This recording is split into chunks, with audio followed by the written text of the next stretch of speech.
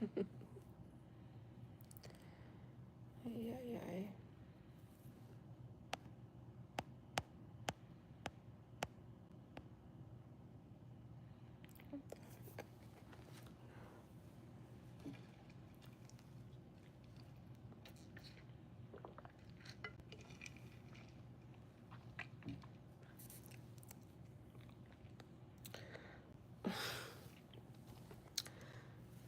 Yo,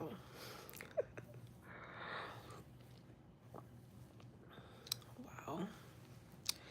It's day 19. Hey, you. I doubt that anybody. Oh, I was just about to say, I doubt anybody's gonna get on because it's late. But what's up, Maban? How are you? Thank you for the compliment. It's late, and I was just gonna apologize for the lighting because I don't. It's That's my own thing, but I'm old enough. I'm seasoned. I'm from the 80s. Been around for quite some time. How are you doing tonight? What you doing up? Where are you checking in from? It's almost 11 o'clock at night where I'm at.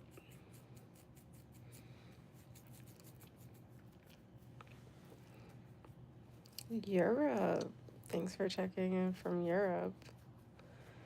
What time is it in your neck of the woods?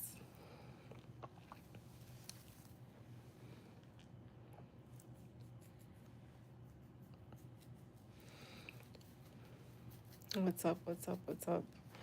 I'm doing a late night India talk. I tried to do my talk earlier at the park, but it didn't work out. It's 5 in the morning. Damn. What you got, a early morning routine?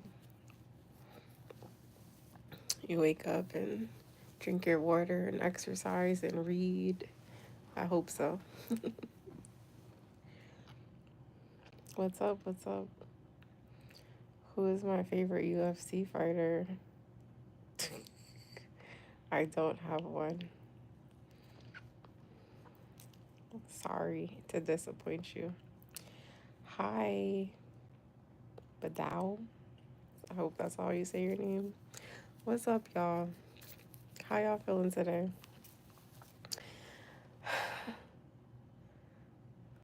What is your favorite white girl song? I got a lot of them, but I think an appropriate song for talking about my ex would be Taylor Swift. We are never, ever, ever getting back together. But I got a lot of favorite white girl songs. Hi, Super Mario Brother and Friends. I like your name. Hi, Chentu. 1,000 miles. I like that song.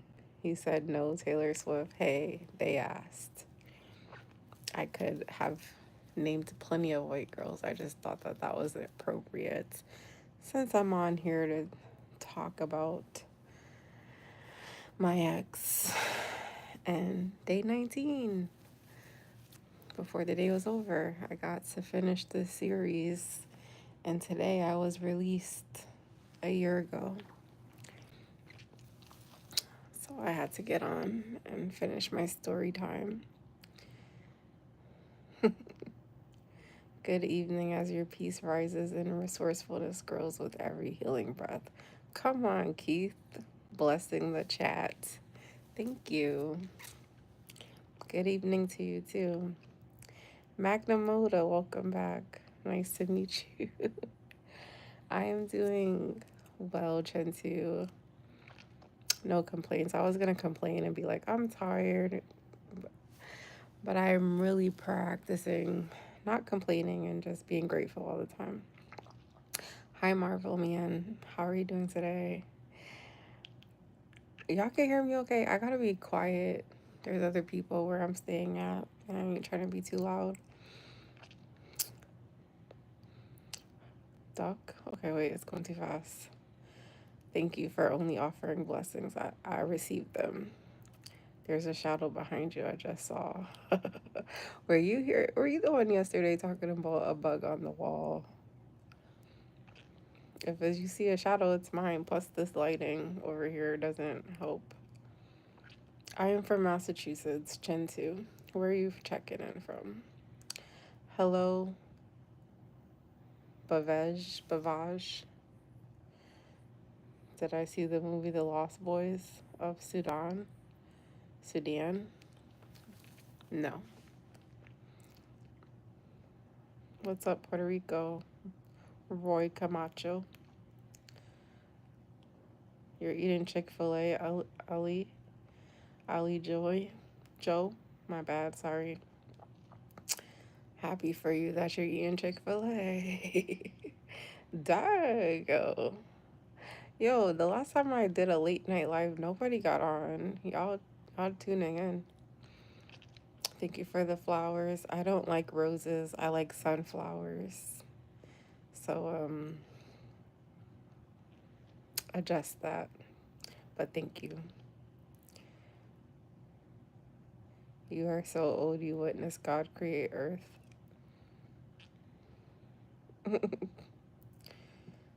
Dude, what about these questions? I don't know, bro. Don't invest time in people I have to fight with. Azazer. What? I don't even know how to pronounce where you're checking in from, but thanks for checking in from. Where is that? I'm gonna have to look that up. Nah, she is fire. That's the best ages. Thank you. I'm from the 80s, the best freaking era, and the 90s. Born in the 80s and the 90s, raised me. Best era ever. Errors, I should say. Thank you for sticking up for me. How do you say your name, Maban? Good morning. Y'all checking in because it's early morning. It's late night where I'm at. I'm from Massachusetts. Hi, Ari. Thank you, Roy. Checking in from Puerto Rico. Alright, I'm about to report you. I'm not accepting stupid shit, yo. Y'all gotta learn to come correct or don't come at all on my page. Hi, Somalia. I think that's how you say. Facts. Alright, let's get into story time. So it is officially the last day of this series. Hello, Baba. Yep, let's report you. You're gonna get the fuck off my page, yo. I love reporting people. I figured out the secret. Like, if I report you, it's gonna keep flagging your page, and then you won't be able to comment any stupid shit on nobody's stuff. And you'll come correct the next time. Yeah, goodbye, goopy goobers. You're the only goofy goober. See? Look how fast the report button works. You got the fuck out of here.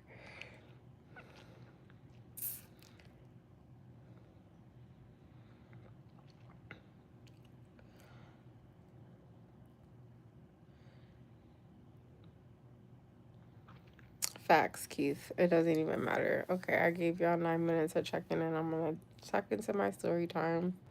Hopefully you engage. Hopefully you're interested in listening to my last. I said I was gonna do 2-part series with this because I don't know if I'll be able to cover everything. But let's get into it. So today was day 19. It was the day I officially got released from being locked up in that fucking Westboro Behavioral Hospital, thanks to that man. And I wanted to read my last journal entry and then reflect on it and then go over some things that bothered me about that day, that I was excited about that day, and then a couple other things if y'all gonna stick around. So I will read my journal entry and then reflect on that. So today, day 19, I got released. I remember being so happy, number one. I'm like, yes, I can't wait to get home and see my baby, my daughter. That was all that I cared about. Remington, hi, thanks for joining. Um, so I was so happy and excited to get out. I was probably cheesing from ear to ear, like, yes, I'm getting the fuck out of here finally. And that man wasn't able to commit me. I like got by barely. He almost was able to commit me, but I used my brain. So I got up out of there. So hi Romario. Thank you for tuning in. So today on day 19, I finally get to go home. Wow, this process experiment slash experience is all a part of my journey and my story and my testimony. I didn't get to journal yesterday because of having to give in, not up to take those damn prescribed drugs, aka meds. I exercised my right every day for 16 days straight until that right was going to be revoked and reinforced by the courts. And nobody forces me to do shit. I'll give in and make myself do it before anyone or anything tries to make me. Those damn meds, Zyprexa and Haldol, did a doozy on my ass, especially Zyprexa, an antipsychotic. My ass, more like an antidepressant. Word, yo. It made me so sleepy and high. The Haldol, on the other hand, did make me feel mellow and chill, still sleepy. But that's what I'm leaving with. A prescribed drug that helps me deal with people better. A psychiatrist to keep on prescribing it, and a therapist to talk and pop my shit uninterrupted. Damn, maybe I really did need this. And maybe my acting skills are top notch because I scared the shit out of that man, laughing my ass off. I can't wait to see my baby. I know she's grown so much since I last seen her 19 days ago. Gosh, I miss her so much. As for me and that man, only the universe knows. This experience was traumatic as fuck. I'll never forget it. At least I learned just how the system works now from a psych patient's perspective, and then my 17 years as being an employee working in this field. And now I can build the bridge between the two to help others avoid this crooked ass system, while also changing the system by creating a new infrastructure from the inside out. Damn, I really am Lucy. Laugh out loud. And then I signed my name with a heart, and then I put my TYLIL, which stands for Turn Your Life into a Lifestyle. So that was my journal entry from today. I'm going to reflect on a few things, but let me see if anyone else said hi or checked in. Hi, Z Travels. I like your name. Smile, you're even more beautiful. You smile. Thank you, Romario. Thank you. Hi, Z. Thank you for the compliment. Abdul, I'm going to make a nickname for you. Hello, I'm doing well. Alcohol interferes with communication pathways in the brain. This causes the loss of control that happens when you are drunk, and the longer term drinking too much alcohol can damage or shrink. Okay, why are you writing this? Because I don't drink. Hello, Orlando. This video is not about drinking. It's about being locked up and being forced to take medication that was trying to play mind control, take over my fucking mind, thanks to a man loving the wrong man. So I don't know why you wrote that. Hola, hello, Orlando. I was making dinner and I burned my chicken.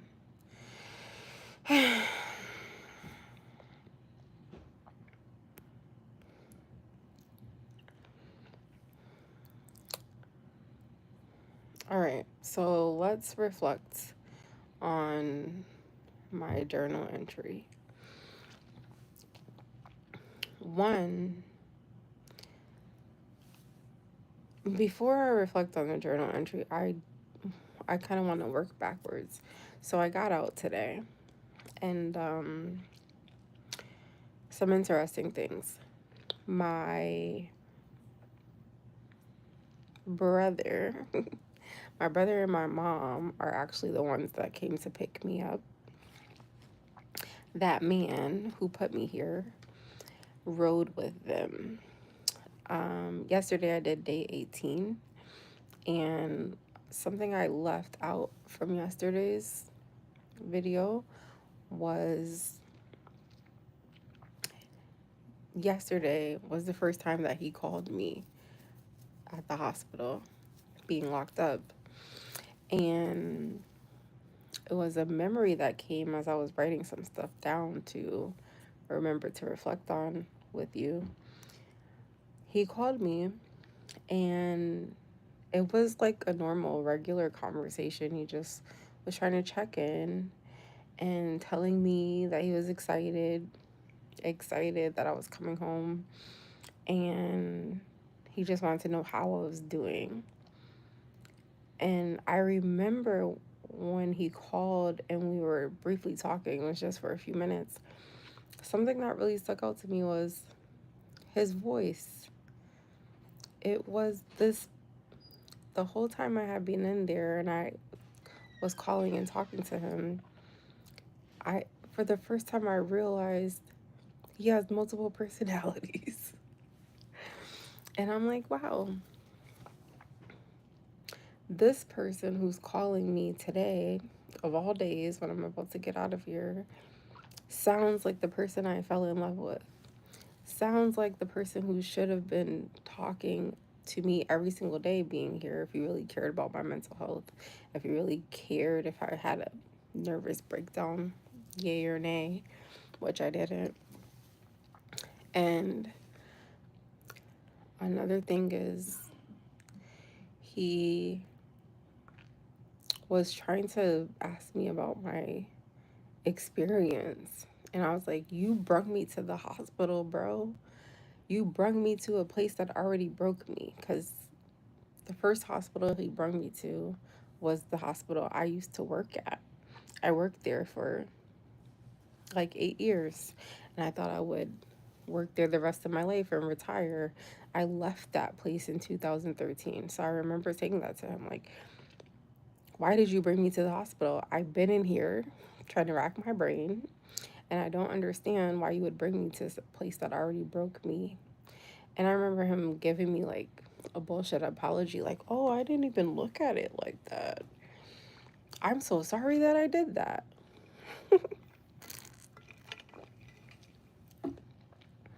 But when we were talking, I'm like, this sounds like the person I know.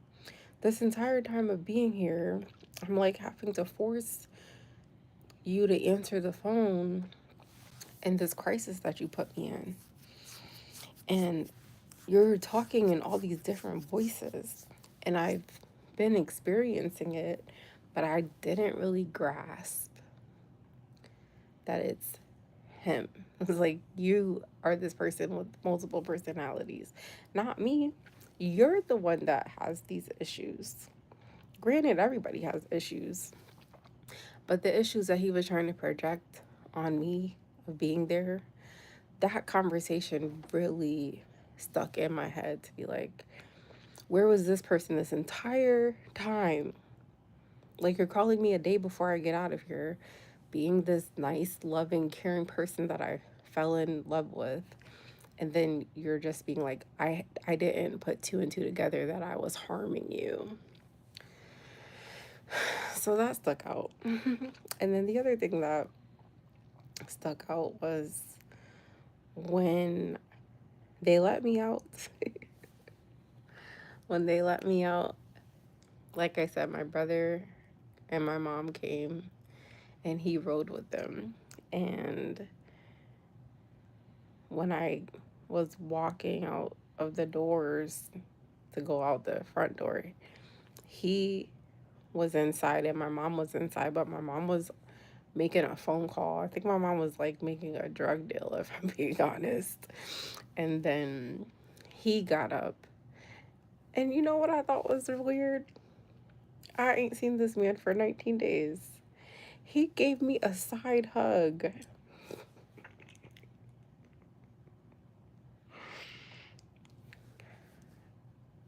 He gave me a side hug.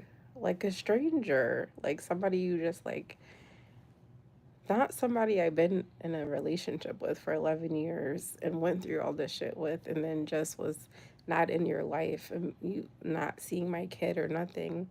Like, where's the embrace? Where's the, like, oh, I'm so happy to see you. Oh, I miss you. Like, there was nothing. I was floored that he gave me a side hug. He was just like, hey, there was nothing else. He didn't have no conversation with me. He didn't ask me how I'm doing. He just gave me a side hug. And then we walked outside. And then we walked outside, and my brother was in the car. My brother did not get out the car to greet me, give me a hug. I like, I had to force him. I opened the door and I was like, hey, bro, like, thanks for coming to pick me up. And he was just like, he gave me like a nod. It seemed like he was just annoyed. Like, he did not want to come pick me up. And then I had to like scooch down in the car and try to hug him because I was excited to see them. They clearly were not. And so I just had to like let it go, and I like hugged my baby, embraced my baby. She was happy to see me. She was the only person that was happy to see me. And then as soon as I got in the car, the first thing that they're like, oh, my cousin had passed away while I was in there and I didn't know. And that's what they were like dying to tell me. Not like ask me how I'm doing, how I'm feeling, like where I, nothing. They were just like, oh, we've been dying to tell you that so and so passed away. And I was like, what the fuck is this? Like, I just felt like I was in, like, what did I just walk out to, yo? It's nighttime here? Yes, it is. It's 11 o'clock at night. Um, what time is it where you're at? So I was really like, wow, they came to pick me up, but nobody's happy to see me. Nobody gave me a hug. This man who put me here gave me a side hug, didn't have nothing to say to me. There was no love. There was no embracing. There was no, like, there was nothing. And I was already afraid to go home. I was already afraid to go there, back to that house with him. So the only safety that I did feel is that my brother had came to pick me up and my mom, but they were, it was almost like they were bringing me back to hell. You're bringing me back to a burning house and just, you're transmuting me, transporting. I said transmuting. You're transporting me from this locked in morgue that I was just in. And you're bringing me back to the hell. You're bringing me back to hell. So I was just trying to be happy that I was next to my baby and like embrace my baby, and just wondering like, why isn't nobody happy to see me? Like, why are they treating me like, nobody gave me a hug, nobody gave me nothing. They didn't give me nothing. I was just like, what the fuck is this? Oh, 4 a.m. Everybody that's on, it's early morning time, but y'all on the other side of the world. Hi, Nolan. Did your boyfriend cheat on you? I don't have concrete proof that he did. I speculate that he was doing a lot of stuff behind my back that I had no clue about. Hey, BB. What does BB mean? Could mean a lot of things. You deserve better. Thank you, Tommy. So I don't know if I can speculate that he did. Like I said, I've never went through that man's phone because I learned in my previous relationship before him to never go on a man's phone. I don't know what's in there. I don't want to see it. I'll never be able to get it out of my head. So there's lots of signs and clues that he was doing a lot of stuff. That's what this whole series was about. Are y'all just now? There's 18 previous days of me going in about all the speculations and all the stuff. What I can tell you is that he locked me up. He created a narrative, forced me to take medication, took my kid away from me. And then when I got out of this hospital, things got 10 times worse, progressively worse. Nothing got better. Nothing. A lot of stuff like troubling you physically. Yeah. Before this happened, there was one incident where he choked me to the floor and my toe my toe had got caught. Like, the kitchen that we had was a small space, and there was a chair with a stool. How we had it was trying to make like extra seating at the table, and when he took me down to the floor, my toe had got caught in between the thing and it ripped my toenail off. So that was like right before I got locked up. I can say that was the first time that he had ever put his hands on me in the whole time that we were together. And I can say that after that first time, immediately after, he apologized and was like, I don't know why I did that. And I feel bad. I'm not going to do it again. Okay. And I was like, I was just more pissed about my toenail. And just like, yeah, things are getting crazy in this relationship, yo. So that was the first time. And then after I got out, after he locked me up and I got out, I got choke slammed. And it's not funny. It's not, but I have to make light of this situation. I got choke slammed through the couch, and I had a big bruise on the left side. I was smart enough to take pictures and videos of those bruises, not the first time. But the second time, the second time it was more impactful to me because I had just went through this traumatic experience of being locked away and taken away from my kid and forced on medication and like in a state of confusion. I was like, I don't know why this is going on. And then they told me like, oh, your husband's doing this because he loves you, he cares about you. And then, like I said, he picks me up and he gave me a side hug and then said he didn't think that he was trying to cause me harm. And the psychiatrist was like, this is going to make your relationship better.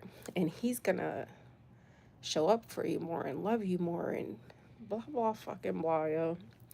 And so when I got out and I got chokeslammed, unprovoked. Both of these times were unprovoked. The first time we were arguing. We were having a verbal back and forth about time, love, business, money. That's the same shit, yo.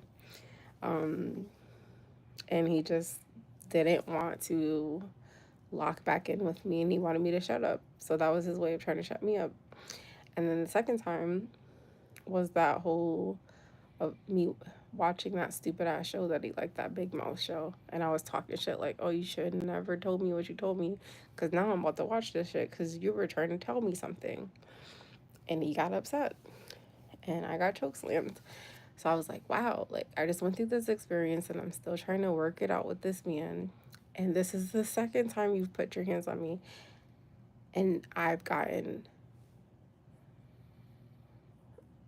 fucked up. Like my toenail got ripped off and now I have a big bruise and a cut on my side. And I'm not putting hands on this man. Like, I'm not combative. I don't put my hands on people unless they put their hands on me. And even after that, I was just like, the second time, I'm like, oh, both times you've done this with our kids present. Like, the first time, my daughter and his other son was there. And then the second time, just my daughter was there. And I was like, I'm not dealing with this shit, yo. I'm not, because the first time is an anomaly. The second time is a coincidence, and I don't believe in no fucking coincidences. And the third time is a pattern. And I'm gonna get the fuck out of here some way, somehow, before this shit gets to the third time. So that's what ended up happening. But I still didn't leave for like another 3, 4 months.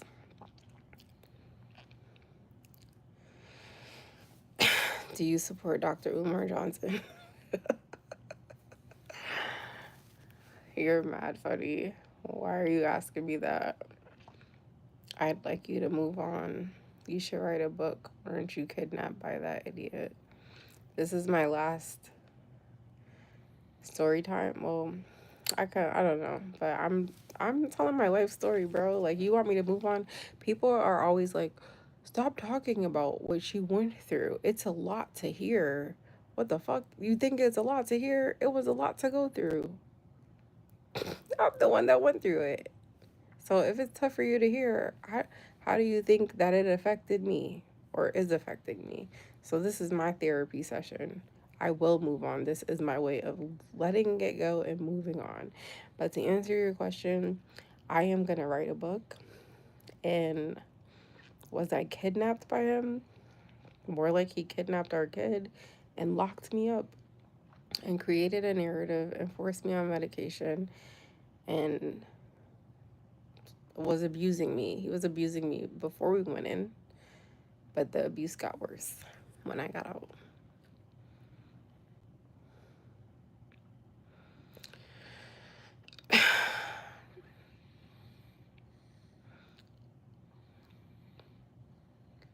Getting choked is good till it's consensual.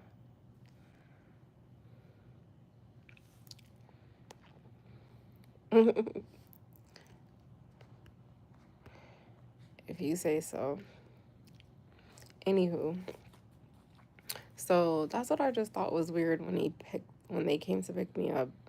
That he gave me a side hug. He didn't fully embrace me. He didn't give me a kiss. There was nothing, so I didn't forget about that. And then my family didn't embrace me. They were worried about telling me some shit about somebody else, which I care about my cousin and all those things, but it's just like, as soon as I got in the car, they didn't check in with me. And then he was telling me like, oh, they've been trying to tell you that because he had passed away like a couple weeks. Like, I was in there for 3 weeks. So that was the dire thing that was on their brain. They were not caring, concerned about me. And the one thing that I can say, the one thing that that man told me that was the truth, and I didn't believe it at the time, is he was like, all your family knows that you're in here and they don't give a fuck. And I was like, there's no way.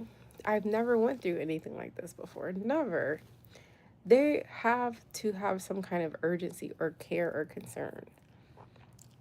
So I will give him that credit. He was right. They did not give any fucks about me being up in there or what I was going through in that house with him or how this affected me, how this affected my kid. They really honestly didn't give a fuck. It was entertainment for them. It was a gossip session for them. They were out here calling everybody like, did you hear what happened in India? Oh my gosh, she lost her mind. She went crazy. And just like adding like that game of telephone, adding on to the narrative that this man was creating about me. And I was just flabbergasted to really understand what I went through and how this really opened my eyes to everyone I've been surrounded by for a very long time and manipulated by. And honestly, this all happened for my benefit. Even though it sounds like a messed up situation, it has happened for my benefit. Because the thing about it is, God's really gonna bless me, and my season of abundance is here, it's upon me. And if none of these things would have transpired, I would have taken all these people with me. I would have blessed them beyond belief, and they would have milked me dry, and something worse would have happened down the line, and then I would have been like really fucked up about it, because I got to like my level of success and been at this level of like, wow, I didn't know y'all was like this, or wow, I didn't know y'all felt like this about me. So everything happens for a reason and for your benefit. But some other things that I wanted to reflect on was, yeah, I got out. What up? What's up, Carlos? I got out, and no matter how messed up the situation was, I wanted to reflect on the fact that he locked me up because he said I didn't sleep. But in here, I didn't get no sleep. I didn't get no sleep. I was stressed out in there. I was advocating, fighting for myself, fighting for my daughter, fighting against those fucking meds, fighting against trying to be committed there. But with all that being said, I got time. I got time to myself, something that I didn't have since becoming a mom in 2020. So that was that man's biggest mistake, giving me time, and time to think, time to myself, time to shower, time to breathe, time to be around other people who actually wanted to talk to me, and time to laugh, time to reflect, time to grieve, time to not be rushed. I was out on nobody's time. Everything was being done for me. So if I flipped the script of how I had to look at it, I had time. I took as many showers, long showers, because I fought with that man simply over a shower of like, can you watch your daughter so I can wash my ass, bro? And it'd be like, what would you do if I wasn't here? You'd have to just figure it out while you're sitting here. That was the story of my life since becoming a mom. Like, what would you do if I wasn't here? But you're fucking here, and you're not helping me with simple things. Like, I didn't have no time for myself to even wash my ass, do anything for me. So being in there was kind of peaceful. And I had time to do simple stuff. Once I got clothes, I had time to shower, kind of put myself together the best way that I could, get dressed. I didn't have to rush, because when I did have to take a shower, I have to rush. Like, I either had my daughter in the car seat in the bathroom with me, or as she got bigger and started walking, like I had to leave the door open with the shower thing open, and like listen out, like watch a camera while he sits in the fucking back room. So this situation was sad and it was fucked up, but there was some positivity with things that really helped me open my eyes and see and understand that, wow, India, you have just been in a situation with somebody that has been not your greatest decision, not your best choice. And then I got out and still tried to work it out. So maybe I am crazy. What's up, Carlos? No, I don't mean out of prison. This is a series about my ex locking me up in a hospital, psych ward, behavior hospital, whatever you want to call it. I call it a psych ward. Hello, Anil Kumar. I'm well. How are you? I'm a mommy. I'm a mommy. Awesome. Okay. Glad to hear. I'm a mommy too. Hi, just trying to spread positivity. Hope you're having an amazing year so far. Jayhan. Orlando, hola. You're welcome back. My year, 2025, has been a year of plot twist for me. I don't know about you, but It's been a roller coaster ride and a lot of plot twists, and I'm excited to see how the rest of the year plays out for me. That's all that I can tell you. How's your year going? Hola, amor. God bless American Black people. Thanks. All right, back to my story time. I'm doing well today. I'm trying to finish my story time of this day 19. Last year I got out of the hospital, and I'm just reflecting on that.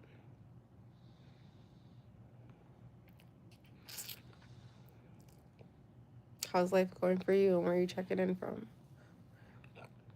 Um, the one thing I want to say about day 18 yesterday also, I was saying that I didn't journal because a lot of stuff was going on. But here are my notes. The reason why I didn't journal is because I was drugged up. I was sleeping. Those meds had me comatose, Joe. And I hated it. The doctors loved it though. They're like, oh, you're finally getting some sleep. Well needed sleep. Like, bitch, fuck you. I don't want to be on drugs. I don't take drugs. And so that's why I didn't end up journaling on day 18 because I was drugged up and sleeping my life away. Thank you for loving me, Orlando. I love you too.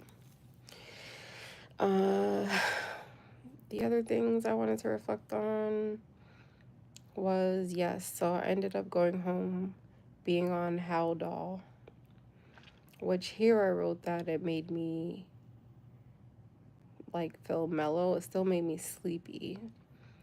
I don't know, but something about when I got there, that man started making me take double dosages. So I was like out of it.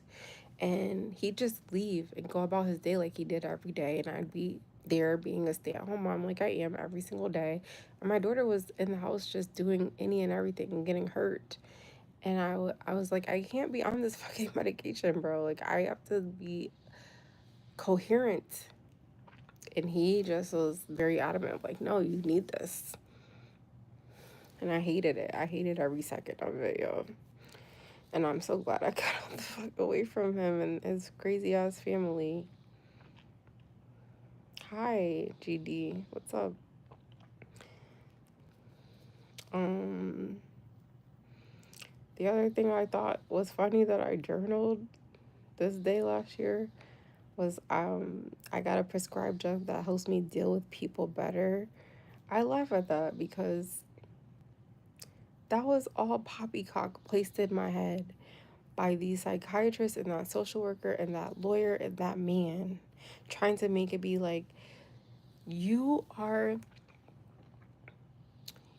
you have a mental imbalance and you're bipolar because I don't know how to deal with people. Lies. I know how to deal with people. I love people. I'm a giver. I've been surrounded by takers my whole fucking life until they take until I get tired of that shit.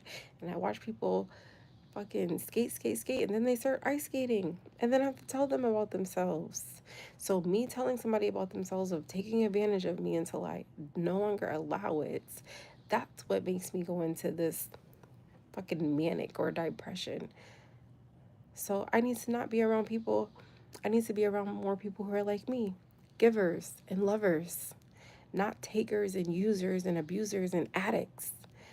So, but in there, they were trying to convince me that there's a problem with me. No, people who have addictions and they do drugs and alcohol, all stuff that I left alone, because I don't even like that stuff. I tried to fit in around my family and around friends and coworkers and people that I hung with. I left all that shit alone in 2013. So it's funny, full circle, that I have all these people that never took time for themselves, never sobered up, never tapped into themselves, and just can be functioning normally under no influence and just wake up and be happy with their lives. I'm able to do that, but somehow something's wrong with me versus all these people who are under the influence of something, including the damn psychiatrist. The psychiatrist who told me that she has to take the same meds that she prescribes people in order to first wake up and get out of her bed in the morning, because that's how miserable she is, and then two, to come in and do her fucking job. You're not gonna tell me some bullshit, bro or sis. Hey, hello, what's up? Check in. Thank you. The other thing is, I wrote, as far as being that man, only the universe knows. Guess what? God already knew. Sorry, but I have a question. All right, what's your question? God already knew. It was God that day that had that whole entire day go like that, who said, stop where I was on the street, walking home 2 blocks away from my home at the time, and wait for that man. He's gonna pick you up.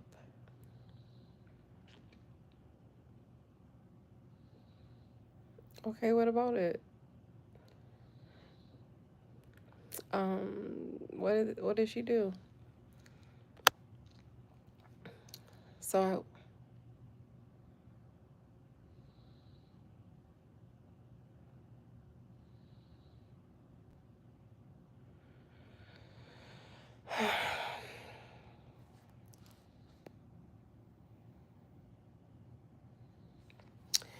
anyways,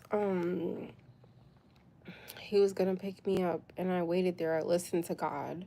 God didn't tell me. Oh, thank you. I made it. It says, Mama loves Paige with our pictures. Trying to make this room our home for now. Howdy, Leary. Um, and thank you. Boats savored risk. So yeah, it was God. God did all of this to get me away from that man, because all the other signs in the entire relationship wasn't enough to fucking knock me upside my head enough and to really open my eyes. I'm glad that you're doing well. Where are you checking in from? So it's God that did this. One thing that I think, I am getting well, I'm getting better. One thing that I think, since doing this story time and reflecting with you for the past 19 days,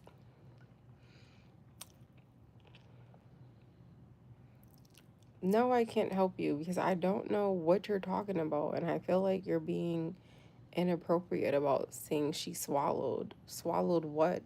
Like, there needs to be more context, because it seems like you're being an a-hole, like your name says. And I don't have time to entertain that. I'm trying to talk about my shit, my life, and my story. So unless you have some feedback or some engagement like that, and unless you have a real serious question, I'm not gonna entertain it, man. um, right? Thank you. Likewise, Larry. Thank you. So one, I did all this story time, and I did all of this story time, and I told you guys along the way, I learned all the reasons from the doctors of what he was telling them as to why he locked me up. So let's go over them again real quickly. This man says that he brought me to the hospital and had me admitted.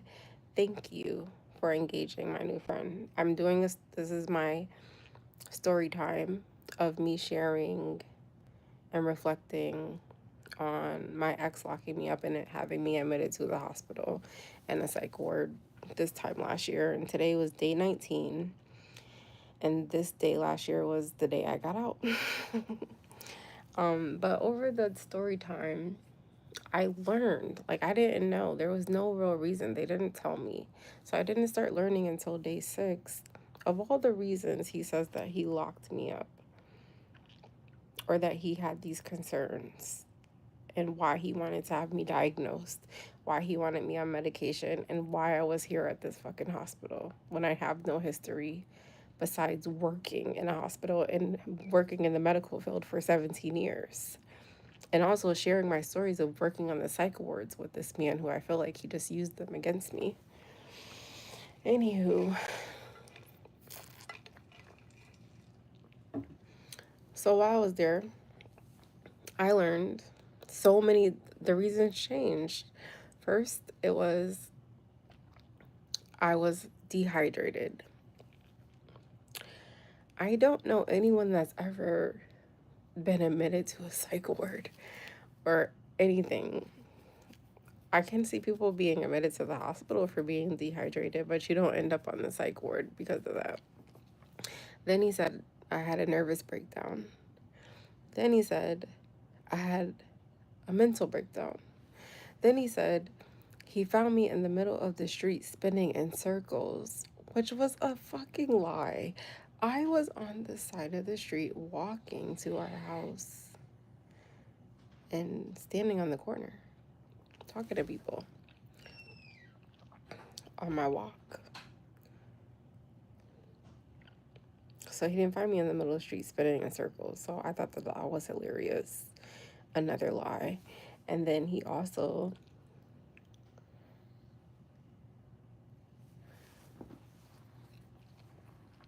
damn, I just lost my train of thought. Sometimes looking at the comments makes me lose my train of thought.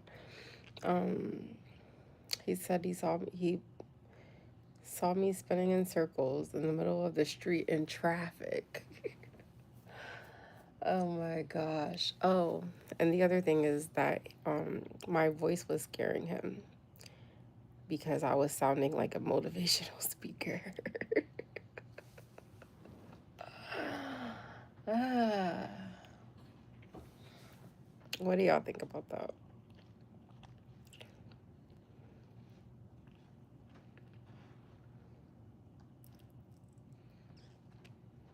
Yes, I have one daughter.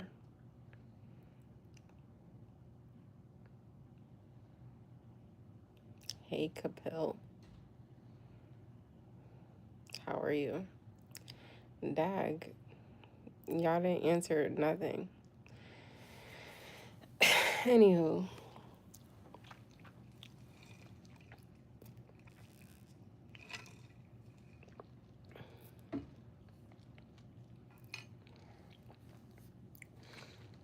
what I think is interesting about all those reasons is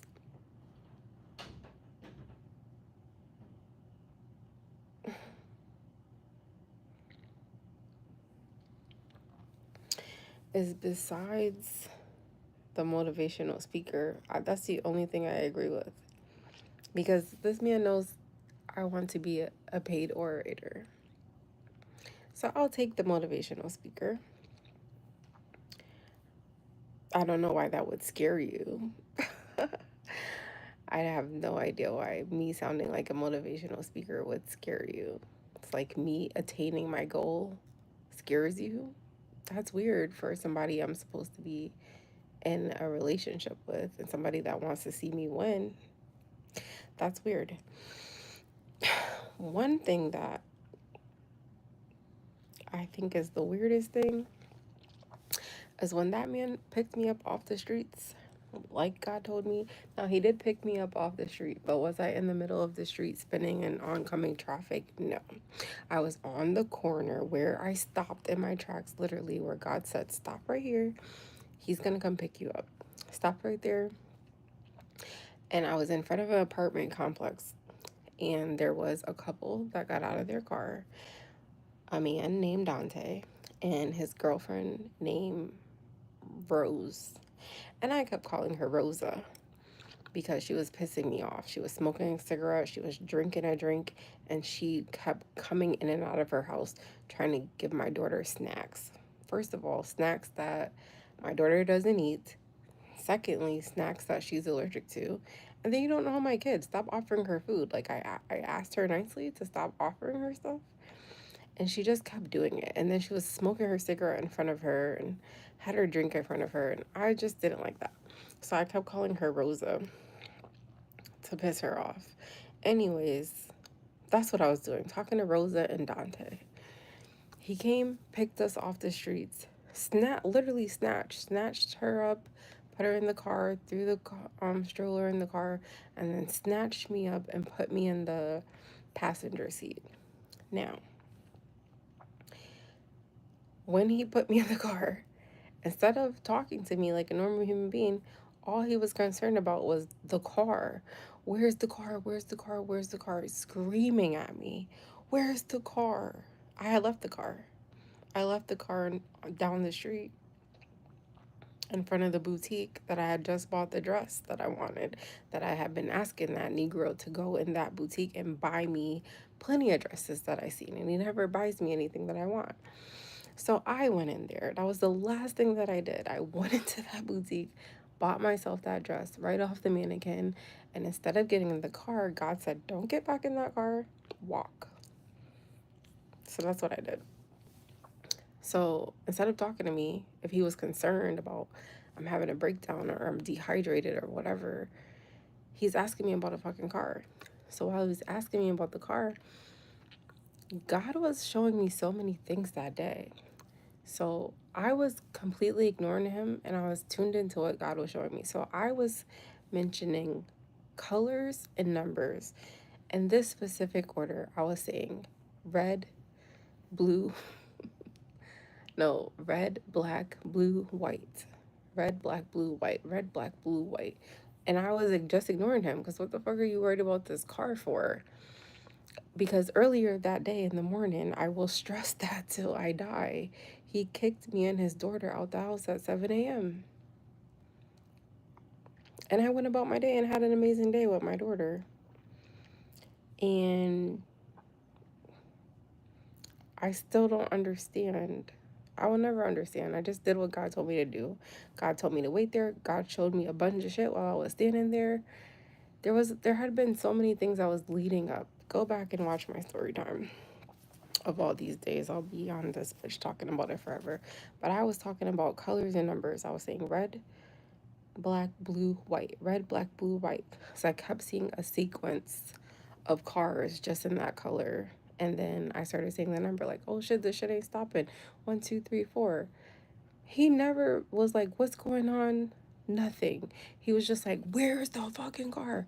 And he was driving around looking for the stupid car. So I was ignoring him, tuned into what God was showing me because this had already been going on prior to me talking to Dante and Rosa. So it just like picked back up. It was almost like an energy thing, like a radar. Like they came, interrupted what God was showing me, and I was still paying attention to it. But then he came and it just like picked back up, and I was like, why are you talking to me about this stupid ass car, bro? There was so much shit that happened that day, and the night before, and the night before, and the night before, and the night before.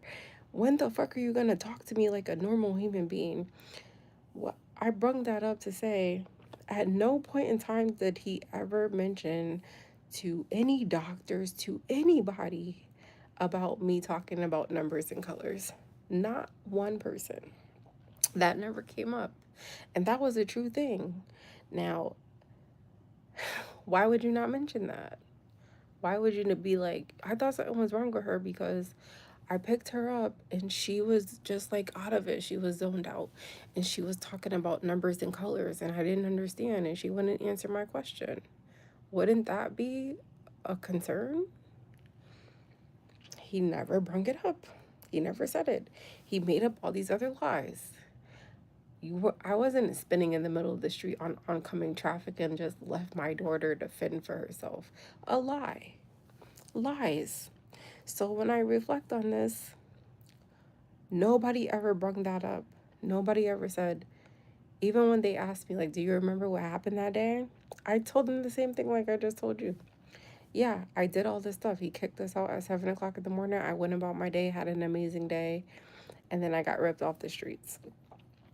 And the last thing I did was buy a dress from a boutique and talk to Dante and Rosa, whose name is not Rosa, her name is Rose. And then this man drove around until he found where the car was, and then he found where the car was, and then went back to the house. Before I get out of the car, he came back in the car, drove to his mom's house, took my kid, never see my kid again, and then admitted me to the hospital. And I had the cops chase me, all types of shit, and said he was my husband and he speaks for me. And they just went along with it.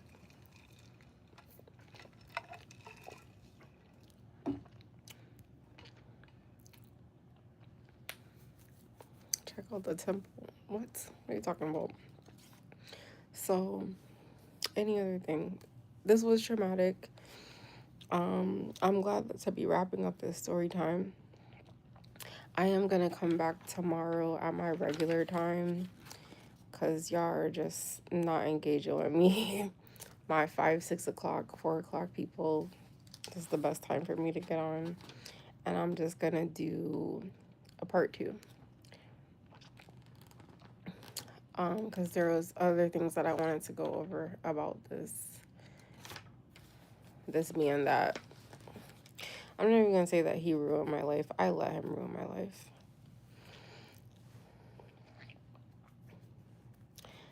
And the other thing I wanted to comment on is that I said that I'm really Lucy. And the reason I said that was because I had to play a bunch of mind games in here. Like I had to go in here and be like, I'm Jigsaw because you just put me in like a fucking game. Like, oh, want to play a game and locked me up and I got to use my brain to figure out why I'm here and these people and now I'm connected and where's the key to free my fucking self? Fucking Jigsaw, yo. And there was a lot of other shit that was going on while I was locked up. And then I said, oh, I'm Lucy. Because I already been in this system. I already played this fucking game. I already worked in this shit. I already got out of it. You put me back in here.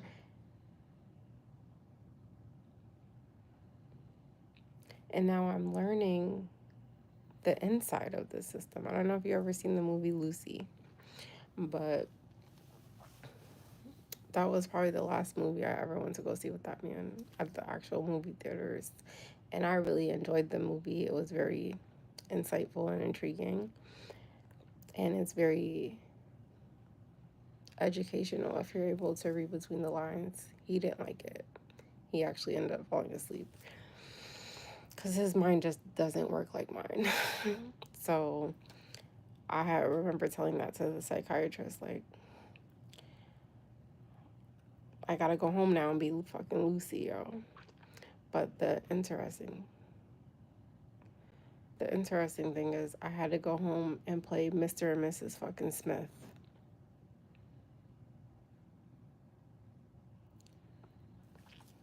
Fight for my life. Motherfucker trying to take me out. And then I have to be like, am I gonna have to take you out before you take me out? I don't know. Especially when you're doing shit to our kid, yo. I might have to really take a L, yo. And really go to fucking jail. Because you are trying to kill me. And ex-nay our kid too. So I use all those movie titles as a point of like I had to channel so much shit to survive this fucking game this person put me in, yo. So I'm gonna come back tomorrow at my regular time because y'all are not engaging with me. And I just wanted to show up and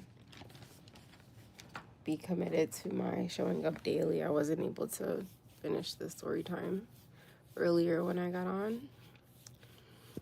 So I finished it right before 12 o'clock. Perfect. But I thank you for the people that did tune in with me and was respectful and nice. Y'all didn't ask me nothing about my story time. Not really. I am the way and the truth and the life. No one comes to the Father except through me. Praise the Lord Jesus. Yes, praise the Lord Jesus.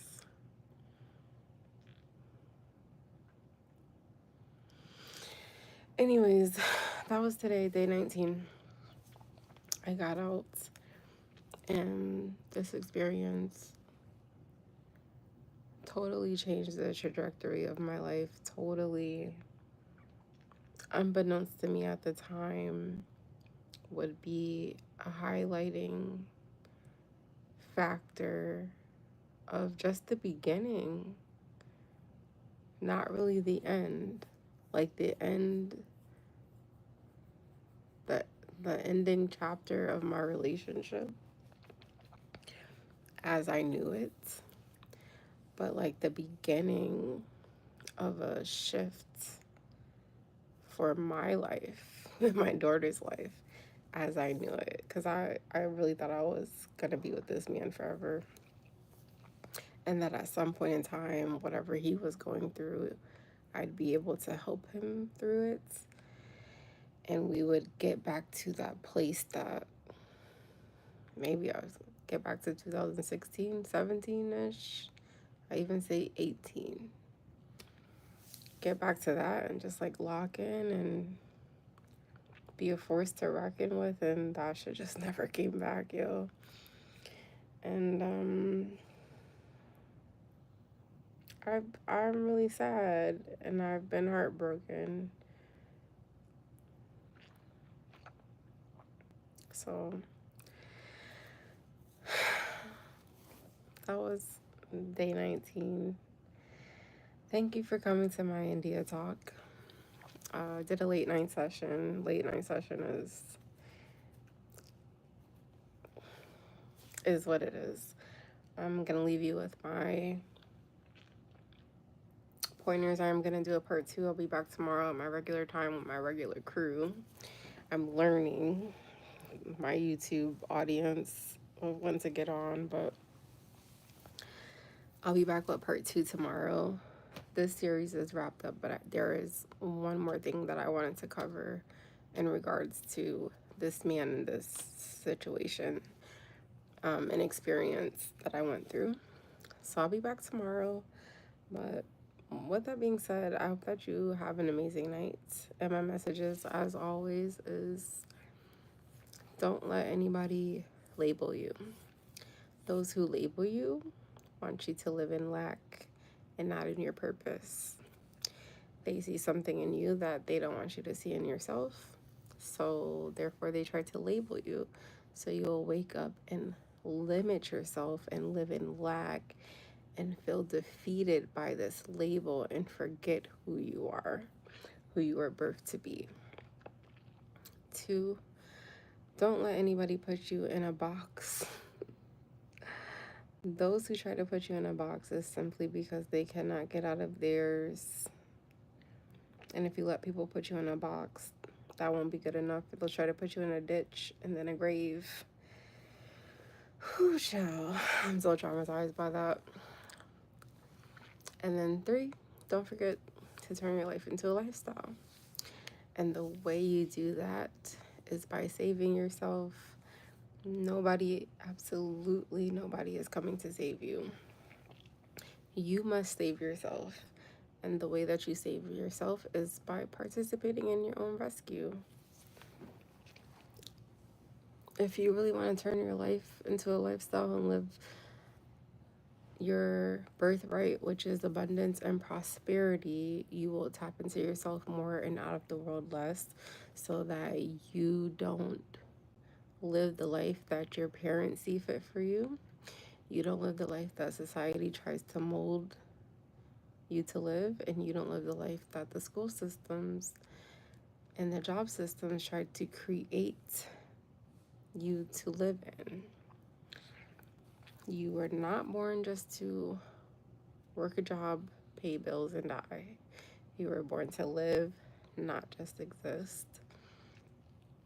And you deserve a life of luxury. You deserve time freedom and financial freedom. And the only person who's going to give that to you is yourself.